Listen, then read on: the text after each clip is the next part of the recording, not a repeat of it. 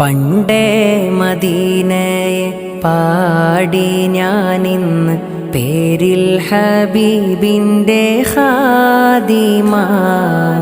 അന്നേ തൊട്ടിന്നോളം നൂറിൻ പൂമുഖം കണ്ടില്ലേൽ ഞാനെന്ത് മാദിഹ. എന്നും മുഹിബിൻ്റെ മുന്നിൽ മദ്ഹെത്ര പാടി ഞാനിന്നെന്ത്